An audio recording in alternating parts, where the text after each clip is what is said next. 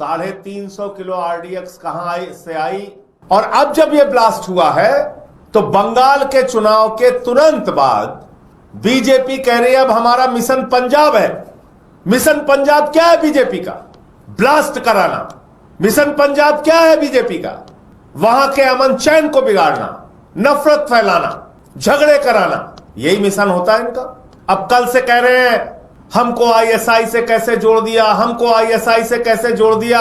अरे भाजपाइयों, तुम्हारा इतिहास है आईएसआई के साथ का। पुलवामा का ब्लास्ट हुआ, हमारे जवान मारे गए, 350 किलो आरडीएक्स हिंदुस्तान की सीमा में कैसे आई, आज तक इसका पता नहीं चला। पहलगाम के अंदर हमारी बहनों के माथे के सिंदूर उजाड़े गए, उसको लेके ऑपरेशन सिंदूर भी हो गया, लेकिन आज तक इन सवालों का जवाब नहीं मिला कि वहां से सुरक्षा हटाई किसके आदेश से गई थी, किसका शासन है देश में, किसके हाथ में कानून व्यवस्था है जम्मू कश्मीर की?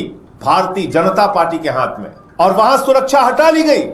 आतंकवादी आते हैं, लोगों को मार के चले जाते हैं, हमारी बहनों के माथे के सिंदूर उजाड़ दिए जाते हैं, लेकिन आज तक इस सवाल का जवाब नहीं मिला 350 किलो आरडीएक्स कहां से आई, क्यों पहलगाम की सुरक्षा हटाई गई। और इस बात का भी जवाब नहीं मिला कि पंजाब के अंदर पठानकोट की घटना हुई थी। पठानकोट में हमारे जवान शहीद हुए थे और उस पठानकोट की घटना की जांच के लिए भारतीय जनता पार्टी ने उस संगठन को बुलाया था जिससे इनका चोली दामन का रिश्ता है। आईएसआई आई थी। किसके राज में आई थी? मोदी जी के राज में आई थी।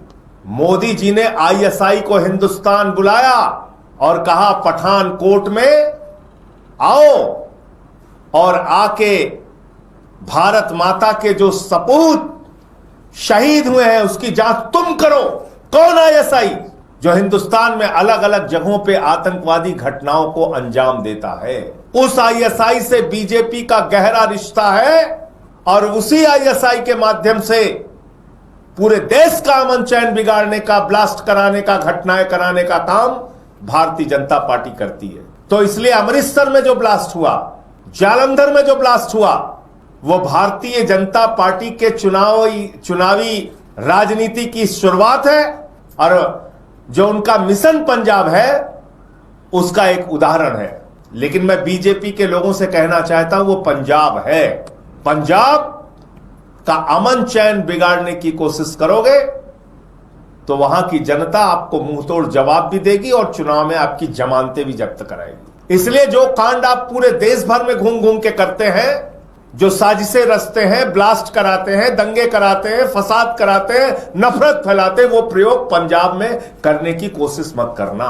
ये जो आईएसआई के साथ आपका मिला जुला रिश्ता है, आईएसआई जो एक खूंखार आतंकवाद को बढ़ावा देने वाला संगठन पाकिस्तान का है, उसके बारे में अब पूरे पंजाब और देश को बताने का काम हम लोग करेंगे।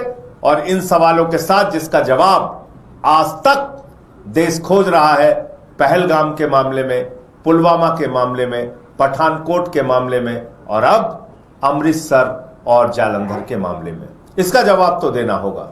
ये खाली उछल उछल के अपने आरोपों को इनकार करना और उससे पल्ला झाड़ लेना ये चलेगा नहीं। हम लोग देख रहे हैं मणिपुर जल रहा है पिछले 3 साल से। कोई चिंता नहीं है प्रधानमंत्री को, कोई चिंता नहीं है गृह मंत्री को, कोई चिंता नहीं भारतीय जनता पार्टी को। वो चाहते हैं देश का माहौल खराब रहे, बिगड़ा रहे। हमने देखा बंगाल के अंदर किस तरह से चुनाव जीतने के बाद वहां पर हिंसा हो रही है। अभी कल तो वहां जो मुख्यमंत्री के दावेदार हैं शुभेंदु अधिकारी, उनके पीए की भी हत्या हो गई। उसके पहले तृणमूल के लोगों के ऊपर हमले हुए, उनके ऑफिसेस जलाए गए, उनके ऑफिसों में कब्जा किया गया। दिखाई दे रहा बंगाल में। यही बदलाव करने आए आप। मोदी जी ने भाषण बहुत अच्छा देते हैं, मोदी जी बदले की नहीं बदलाव की राजनीति करना है, यही बदलाव कर रहे हैं और आप यही सब पंजाब में करना चाहते हैं। इसलिए देश के लोगों को और पंजाब के लोगों को ऐसी घृणा फैलाने वाली पार्टी से सावधान रहना चाहिए। ऐसी ब्लास्ट कराने वाली और नफरत फैलाने वाली पार्टी से सावधान रहना चाहिए। मुझे इतनी बात कहनी थी।